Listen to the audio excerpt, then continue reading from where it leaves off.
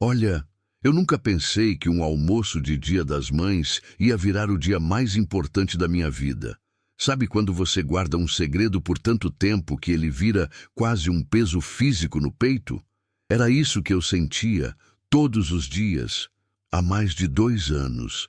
E naquele domingo, 12 de maio, quando minha mãe olhou para mim na frente de toda a família e disse: "Tenho orgulho de todos vocês, menos desse fracasso aqui."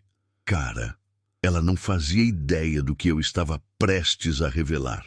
Pode me chamar de Rafael. Tenho 28 anos, sou formado em engenharia, trabalho numa multinacional. E até aquele dia, minha família achava que eu era o filho problemático.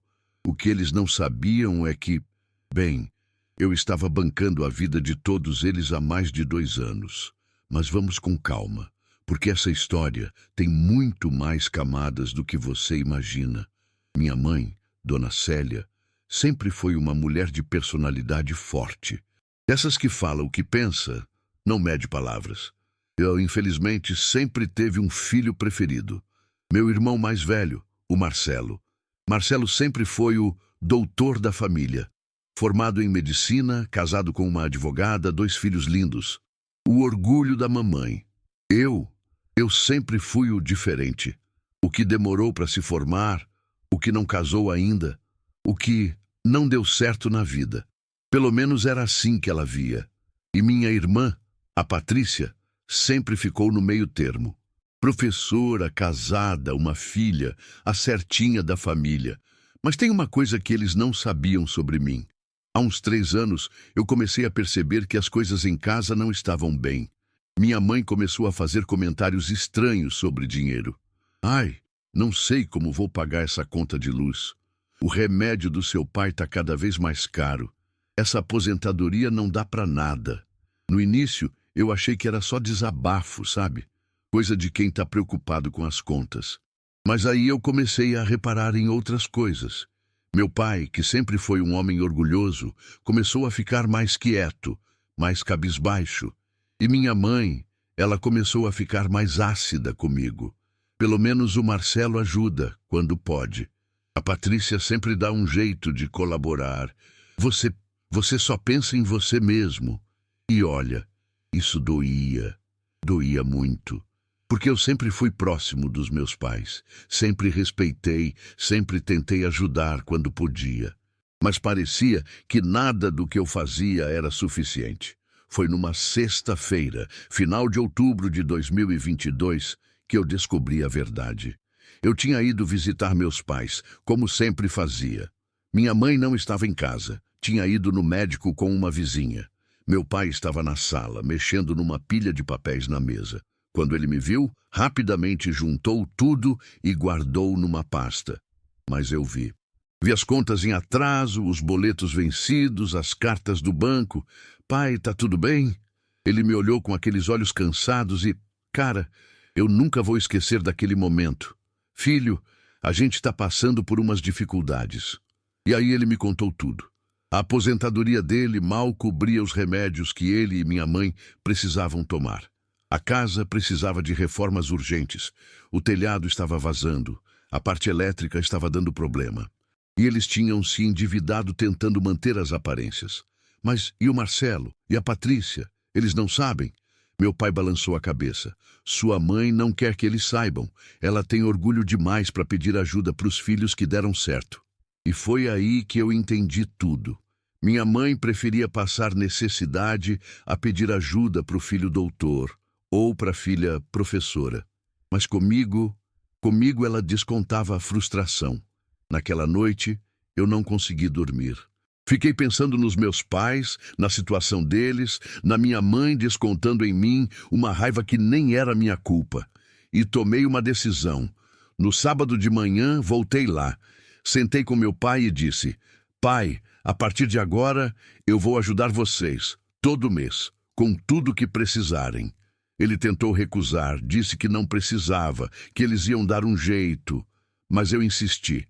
"Pai, eu ganho bem, moro sozinho, não tenho grandes gastos. Deixa eu cuidar de vocês." E foi assim que começou. Todo mês, eu transferia uma quantia para a conta deles. pagava as contas em atraso, comprava os remédios, bancava as reformas da casa.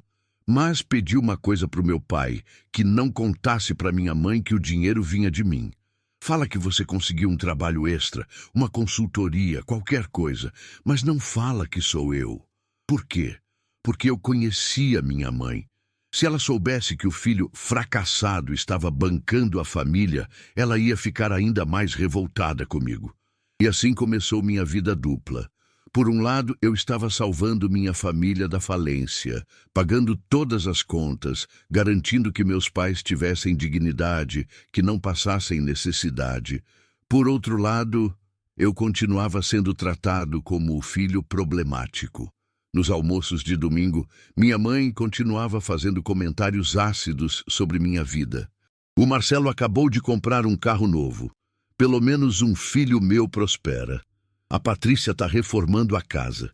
Que bom que ela consegue se virar sozinha. E você, Rafael? Quando é que você vai crescer na vida? E eu engolia seco e ficava quieto.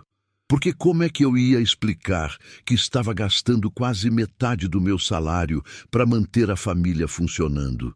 Teve uma época que foi especialmente difícil. Meu pai precisou fazer uma cirurgia no coração. O plano de saúde não cobria tudo e o que sobrou foi uma conta de quase 20 mil reais. Eu paguei. Parcelei no cartão, peguei dinheiro da poupança, mas paguei. E sabe o que minha mãe disse quando soube que a conta tinha sido quitada? Graças a Deus, seu pai conseguiu esse dinheiro com o trabalho extra dele. Pelo menos um homem dessa casa sabe se virar. Cara, eu quase explodi naquele dia. Quase falei tudo. Quase gritei que era eu quem estava pagando tudo, que era eu quem estava cuidando deles. Mas não falei, porque eu via meu pai melhorando, via minha mãe mais tranquila, via que eles estavam bem, e isso me bastava. Ou pelo menos eu achava que bastava. Mas as coisas foram se acumulando, toda crítica, toda comparação, todo comentário maldoso. Foi juntando no meu peito. E o pior é que meus irmãos começaram a entrar na onda. O Marcelo, sempre que a gente se encontrava, fazia questão de falar dos sucessos dele, do consultório que estava indo bem, dos investimentos que estava fazendo. Rafael, você precisa se organizar melhor, cara. Olha só, eu com a mesma idade que você já tinha casa própria. A Patrícia era mais sutil, mas também cutucava. Ai, Rafael, quando você vai arrumar uma namorada séria? Mãe fica preocupada com você, e eu ali, bancando a vida de todo mundo, sendo tratado como o fracasso da família. Mas o que realmente me quebrou foi numa conversa que eu escutei sem querer. Era um domingo, eu tinha chegado mais cedo na casa dos meus pais. Eles estavam na cozinha, não me viram chegar. E eu escutei minha mãe falando com meu pai. Às vezes eu me pergunto onde foi que erramos com o Rafael. Os outros dois deram certo, mas ele... Célia, o menino é um bom rapaz. Bom rapaz. Ele tem 28 anos e não consegue nem sair de casa. Não tem ambição, não tem foco. Eu tenho vergonha quando as pessoas perguntam dos meus filhos. Cara, aquilo me destruiu. Eu estava ali, há 2 anos, sacrificando minha própria vida para cuidar deles. Deixando de viajar, deixando de investir em mim, deixando de viver. E ela tinha vergonha de mim. Foi nesse momento que eu decidi. No próximo encontro de família, eu ia contar tudo. O Dia das Mães estava chegando e, como sempre, teríamos o almoço em família na casa dos meus pais. Eu passei semanas me preparando psicologicamente. Juntei todos os comprovantes de transferência dos últimos 2 anos. Imprimi os boletos que eu tinha pagado. Organizei as notas fiscais das reformas que eu bancei e tomei uma decisão. Ia levar tudo no dia, porque eu não aguentava mais ser o filho fracassado, quando, na verdade, eu era o filho que estava sustentando todo mundo. 12 de maio de 2024, um domingo ensolarado. Eu cheguei na casa dos meus pais com uma pasta debaixo do braço. Meus irmãos já estavam lá com suas famílias. O almoço estava uma delícia, como sempre. Minha mãe tinha caprichado, a mesa estava linda. Mas eu mal conseguia comer. Meu coração estava disparado. A conversa rolava normal. O Marcelo falando dos pacientes, a Patrícia contando das aulas, as crianças brincando, e eu ali, quieto, esperando o momento certo. Foi na hora da sobremesa que aconteceu. Minha mãe levantou para buscar o bolo na cozinha e, quando voltou, fez um discurso. Gente, eu queria aproveitar esse Dia das Mães para falar uma coisa. Todo mundo ficou em silêncio. Eu sou uma mãe muito orgulhosa. Muito mesmo. Olho para os meus filhos e vejo que consegui criar pessoas de bem. Ela olhou para o Marcelo. O Marcelo, um médico respeitado, pai de família exemplar, depois para a Patrícia. A Patrícia, uma professora dedicada, mãe maravilhosa. E então ela olhou para mim. Tenho orgulho de todos vocês, menos desse fracasso aqui. O silêncio na mesa foi ensurdecedor. Eu senti o sangue subir para a cabeça, senti as mãos tremerem. E foi aí que eu levantei. Mãe, a senhora tem certeza do que acabou de falar? Ela me olhou com aquela cara de quem não entendeu nada. Rafael, não vem com drama. Você sabe que é verdade. E foi aí que eu abri a pasta. Então tá bom, mãe. Já que eu sou um fracasso, vou te mostrar uma coisa. Comecei a espalhar os papéis na mesa. Esses aqui são os comprovantes de transferência que eu faço todo mês para a conta do pai. R$ 2.500. Há 2 anos. O Marcelo arregalou os olhos. Essas aqui são as contas de luz, água, telefone, internet, que eu pago há 2 anos. A Patrícia ficou boquiaberta. Esses aqui são os boletos dos remédios do pai e da senhora, que eu pago. Há 2 anos, minha mãe estava ficando pálida. E essa é a nota fiscal da cirurgia do coração do pai. R$ 20.000, que eu paguei. O silêncio na mesa era total. Até as crianças pararam de brincar. Ah, e essas aqui são as notas das reformas da casa. O telhado que vazava, a parte elétrica que estava dando problema, a pintura nova, tudo isso eu que paguei. Minha mãe tentou falar alguma coisa, mas eu continuei. Nos últimos 2 anos, mãe, eu gastei mais de R$ 70.000 cuidando dessa família.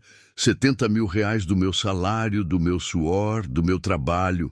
Eu olhei para ela, com lágrimas nos olhos. E a senhora me chama de fracasso. O que aconteceu depois foi um caos. Minha mãe começou a chorar. Meu pai ficou vermelho de vergonha. O Marcelo e a Patrícia não sabiam onde enfiar a cara. Rafael, eu não sabia. Minha mãe gaguejou.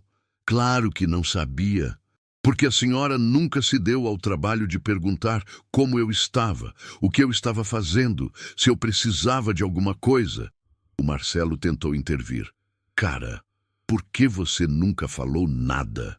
Eu olhei para ele com uma raiva que nem eu sabia que tinha. Falar o quê, Marcelo? Que enquanto você estava comprando carro novo, eu estava pagando os remédios dos nossos pais.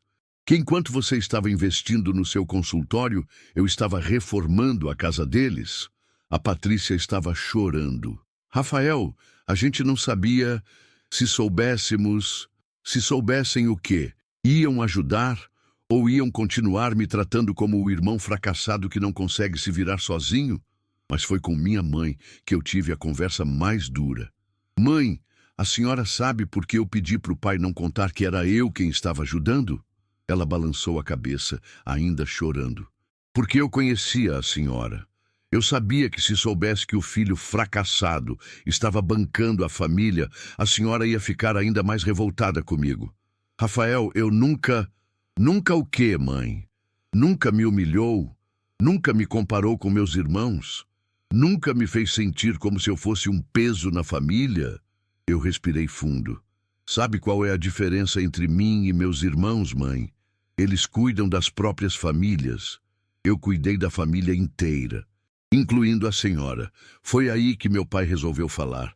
Célia, o menino tá certo. Minha mãe olhou para ele surpresa. Há 2 anos eu venho mentindo para você. Não existe trabalho extra, não existe consultoria. Todo o dinheiro que tem entrado aqui é do Rafael. Ele olhou para mim com os olhos cheios de lágrimas. E eu deixei você maltratar o menino esse tempo todo, sabendo que ele estava se sacrificando por nós. Meu pai se levantou e veio até mim. Me perdoa, filho. Me perdoa por ter sido covarde, por não ter defendido você, por ter deixado sua mãe te tratar mal quando você estava sendo nosso anjo da guarda. Cara, eu desabei. 2 anos de mágoa, de frustração, de dor, tudo saiu de uma vez. Minha mãe levantou da cadeira e veio até mim. Rafael, meu filho, me perdoa. Ela estava soluçando. Eu não sabia. Eu juro que não sabia. Se eu soubesse... Se soubesse o quê, mãe? Ia me tratar melhor? Só porque eu estava pagando as contas? Não, não é isso. Então é o quê? A senhora só me respeita se eu provar que tenho dinheiro? Foi uma conversa difícil. Muito difícil, mas necessária. O Marcelo e a Patrícia ficaram em choque. Rafael, cara, por que você não falou nada pra gente? O Marcelo perguntou. Porque vocês nunca perguntaram. Vocês estavam tão ocupados, sendo os filhos perfeitos, que nunca pararam para ver que eu estava me matando para cuidar da família. A Patrícia estava destruída. A gente podia ter dividido essa responsabilidade? Podia, mas não dividiram. E eu não ia deixar nossos pais passarem necessidade enquanto vocês viviam suas vidas perfeitas. Foi uma conversa longa, muito longa. Eles se desculparam, prometeram ajudar dali para frente, falaram que não sabiam, mas o estrago já estava feito. Depois de tudo que aconteceu naquele dia, eu tomei uma decisão. Olha, pessoal, eu vou continuar ajudando o pai e a mãe, porque eu amo vocês e não vou deixar vocês passarem necessidade. Todo mundo suspirou aliviado. Mas as coisas vão ser diferentes agora. Eu olhei para minha mãe. Mãe, eu não vou mais aceitar ser tratado como fracasso. Eu não vou mais aceitar comparações. Eu não vou mais aceitar desrespeito. Depois, olhei para os meus irmãos. E vocês? Vocês vão dividir essa responsabilidade comigo. Não é justo eu bancar tudo sozinho enquanto vocês vivem suas vidas. Todo mundo concordou. Nos meses que se seguiram, muita coisa mudou. Minha mãe começou a me tratar com mais respeito. Parou com as comparações, parou com os comentários maldosos. Meus irmãos começaram a ajudar financeiramente também. Dividimos as despesas dos nossos pais entre nós três. E eu comecei a investir em mim mesmo de novo.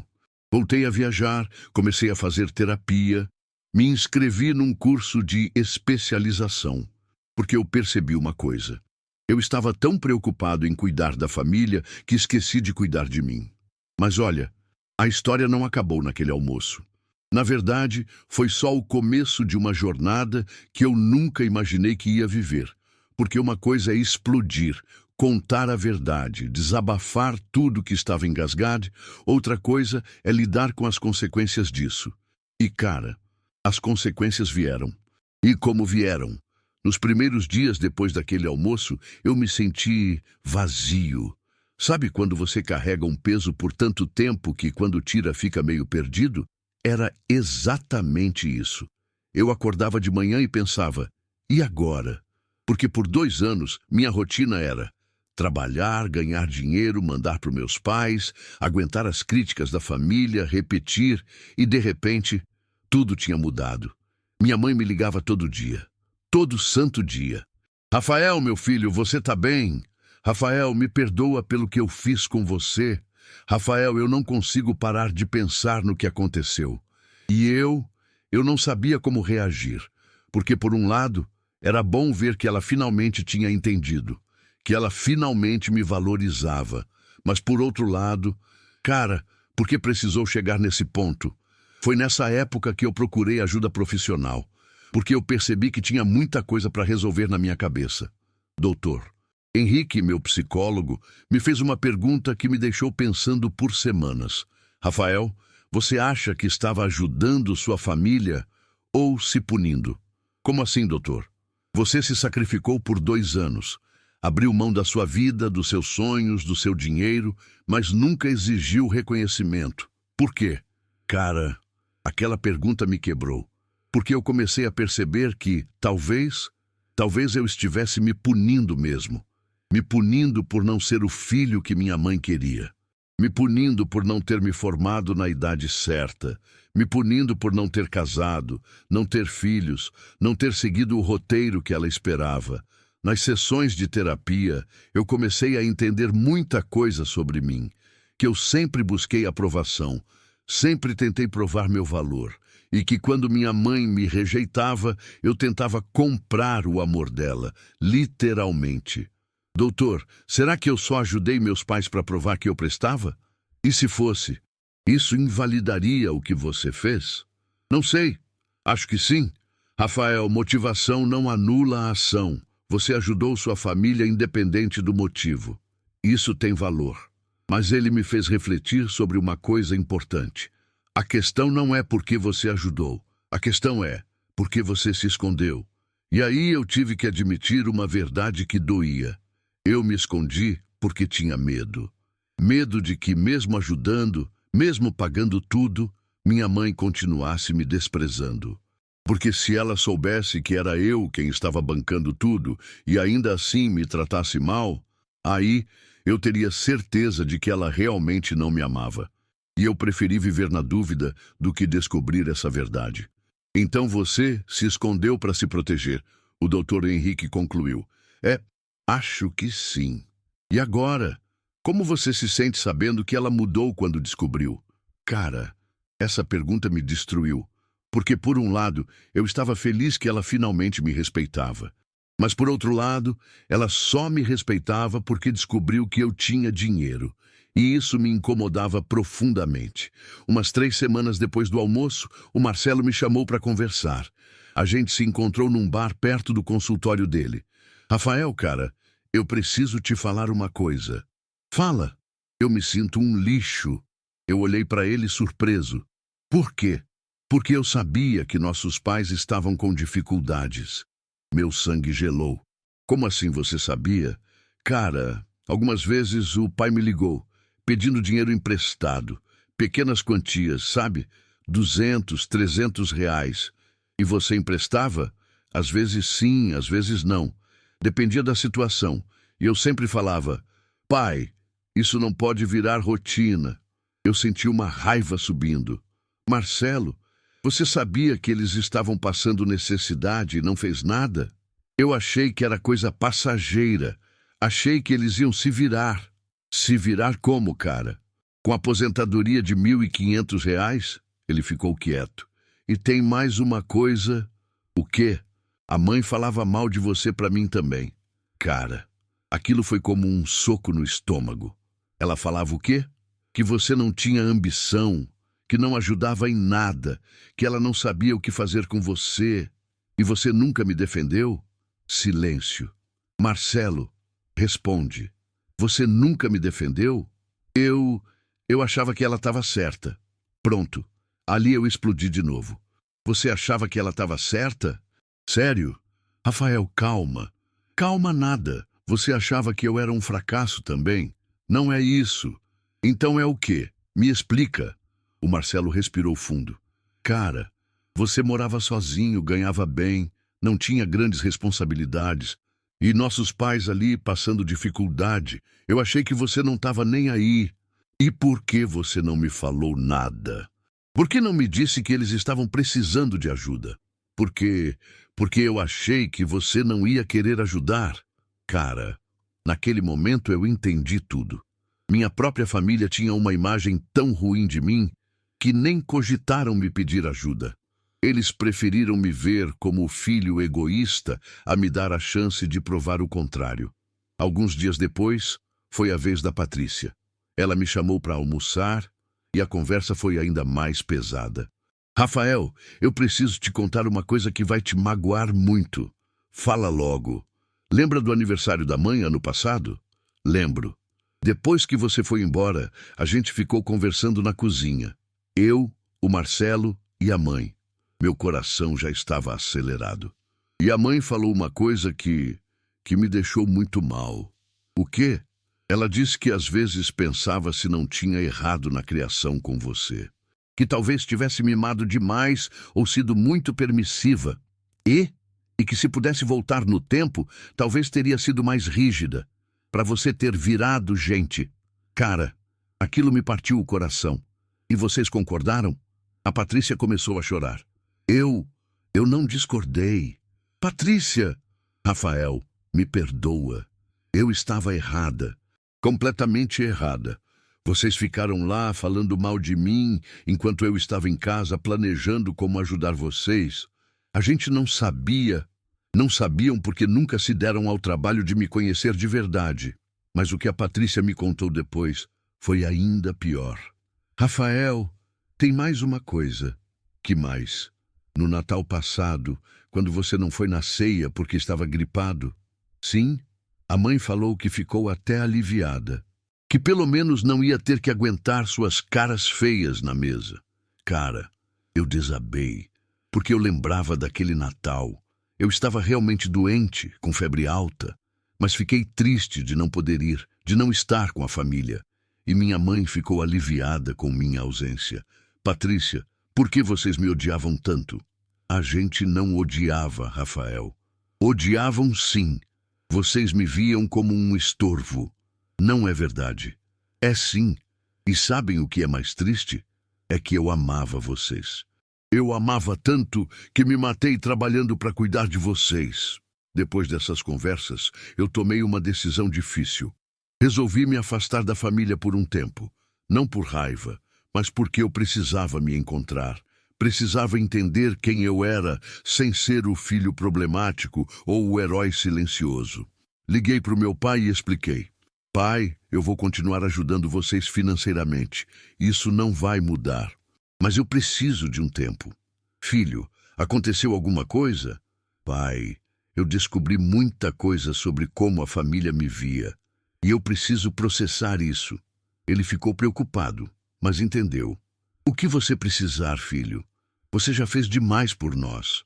Passei quase 4 meses sem ir na casa dos meus pais, sem participar dos almoços de domingo, sem atender todas as ligações da minha mãe. E foi o período mais difícil e mais libertador da minha vida. Difícil porque eu me sentia culpado, como se estivesse abandonando eles. Mas libertador porque pela primeira vez em anos eu estava vivendo para mim. Comecei a sair mais, conheci gente nova, viajei sozinho pela primeira vez. E descobri uma coisa: eu gostava da minha própria companhia. Nas sessões de terapia, o Dr. Henrique me ajudou a entender uma coisa fundamental. Rafael, você passou a vida toda tentando ser o filho que sua mãe queria. Mas você alguma vez parou para pensar em que tipo de filho você queria ser? Não, nunca pensei nisso. Então pensa agora. Independente da aprovação dela, independente do reconhecimento, que tipo de filho você quer ser? E aí eu percebi. Eu queria ser um filho presente, mas não dependente. Generoso, mas não sacrificial. Amoroso, mas não submisso. Eu quero ser um filho que ajuda porque ama, não porque precisa provar alguma coisa. E você acha que consegue ser esse filho? Acho que sim, mas vou precisar estabelecer limites. Depois de 4 meses, resolvi voltar, mas voltei diferente. Liguei para minha mãe e marquei uma conversa, só nós dois. Mãe, eu quero voltar a ter uma relação com a senhora, mas algumas coisas vão ter que mudar. Ela estava nervosa, ansiosa. O que você quiser, meu filho. O que você quiser. Primeiro, eu não vou mais aceitar comparações, nem comigo mesmo do passado, nem com meus irmãos. Tá bom. Segundo, eu vou continuar ajudando financeiramente, mas não vou mais bancar tudo sozinho. Meus irmãos vão dividir essa responsabilidade. Claro, filho. Terceiro, se a senhora me desrespeitar, eu vou embora e não vou voltar até receber um pedido de desculpas sincero. Ela ficou em silêncio por um tempo. Rafael, eu mereço tudo isso. Eu fui uma mãe terrível com você. A senhora não foi terrível, mãe. A senhora foi injusta, mas a gente pode recomeçar. E foi assim que começou nossa nova relação. Nos primeiros meses, foi estranho. Minha mãe andava na ponta dos pés comigo, com medo de falar alguma coisa errada. Meus irmãos também estavam diferentes, mais respeitosos, mais cuidadosos, mas aos poucos a gente foi encontrando um novo equilíbrio. Um equilíbrio onde eu era respeitado, valorizado, mas também onde eu não precisava me sacrificar para ser amado. Sabe qual foi a maior descoberta desse processo todo? Que eu não precisava da aprovação da minha família para me sentir valioso. Que eu era uma pessoa boa, generosa, trabalhadora, independente do que eles pensavam de mim. E que amor verdadeiro não exige sacrifício da própria dignidade. Durante esses meses de terapia, eu aprendi a me amar primeiro, a valorizar minhas qualidades, a reconhecer meus limites, a não aceitar migalhas de afeto. E foi justamente nessa época que eu conheci a Fernanda, numa viagem que fiz sozinho para Gramado. Ela estava no mesmo hotel, também viajando sozinha. A gente começou a conversar no café da manhã e rolou uma química imediata. Mas o mais interessante é que pela primeira vez na vida, eu não estava desesperado por aprovação. Eu não estava tentando impressionar, não estava tentando ser quem eu não era. Eu estava sendo simplesmente eu. E ela gostou de mim. Do Rafael real. Quando levei a Fernanda para conhecer minha família, eu estava ansioso. Não porque tinha medo que ela não gostasse deles, mas porque tinha medo que eles voltassem ao comportamento antigo. Mas para minha surpresa, foi tudo muito tranquilo. Minha mãe foi educada, carinhosa, respeitosa. Meus irmãos foram gentis. E no final do almoço, minha mãe me chamou no canto. Rafael, ela é uma moça maravilhosa. Você merece ser feliz. Obrigado, mãe. E eu quero que você saiba, eu tenho muito orgulho do homem que você se tornou. Cara, aquelas palavras valeram mais do que todos os anos de sacrifício. Hoje, quando olho para trás, eu não sinto mais raiva, sinto gratidão. Gratidão por ter passado por tudo isso, porque foi essa experiência que me ensinou a me valorizar. Foi essa dor que me fez crescer. Foi essa injustiça que me fez descobrir minha força. E perdoar minha família não foi um ato de fraqueza, foi um ato de libertação. Porque quando a gente perdoa, a gente se liberta do peso do ressentimento. Hoje, nossa família é diferente. Mais madura, mais respeitosa, mais equilibrada. Meus irmãos assumiram suas responsabilidades financeiras. Minha mãe aprendeu a valorizar cada filho do seu jeito. Meu pai se sente mais leve, sem o peso da mentira. E eu me sinto em paz. Porque finalmente encontrei meu lugar na família. Não como o herói silencioso, não como o filho problemático, mas como o Rafael. Simplesmente o Rafael. Hoje, quase um ano depois daquele almoço, eu posso dizer que foi o melhor dia das mães da minha vida. Não porque foi fácil, foi difícil pra caramba, mas porque foi o dia que eu parei de ser invisível na minha própria família. Foi o dia que eu mostrei meu valor. Foi o dia que eu provei que amor não se mede por diploma, por status, por casa própria. Amor se mede por sacrifício, por dedicação, por estar presente quando ninguém mais está. Hoje minha relação com minha família está muito melhor. Minha mãe me pede desculpas quase toda semana. Ela fala que se sente culpada, que não consegue acreditar que me tratou mal por tanto tempo. Eu já perdoei, porque guardar mágoa só machuca a gente mesmo. Meus irmãos também mudaram. Eles me respeitam mais, me consultam nas decisões da família, me incluem nos planos. E meu pai me olha com um orgulho que eu nunca tinha visto antes.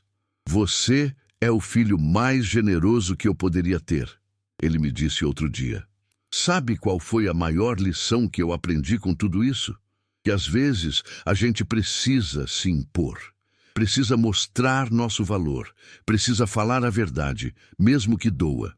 Eu passei 2 anos sendo o herói silencioso da família e quase me destruí no processo. Porque herói silencioso não é herói, é mártir. E mártir só serve para ser pisoteado. Se você chegou até aqui, provavelmente se identificou com alguma parte da minha história. E eu quero te dizer uma coisa. Você não precisa se sacrificar para ser amado.